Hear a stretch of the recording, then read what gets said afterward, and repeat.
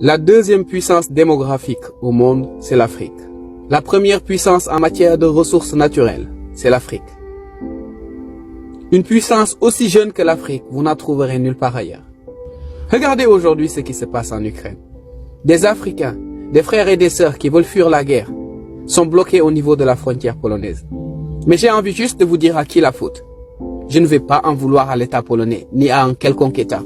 Chaque État préserve ses intérêts, et ça, nous ne le changerons jamais. La question qu'il faut se poser est de savoir qui est là pour protéger les intérêts des Africains. Comment voulez-vous que les citoyens africains soient respectés si les États africains sont transparents? Il faut se dire la vérité, il faut que nous nous regardons en face et que nous osions dire les choses comme elles sont.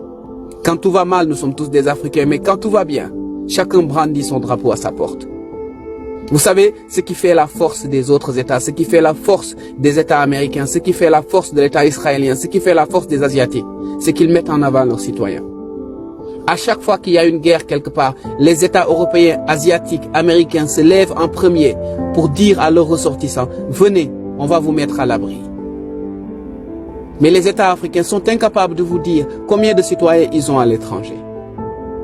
Jamais, jamais quelqu'un ne nous mettra en avant si nous ne le faisons pas avant. C'est impossible.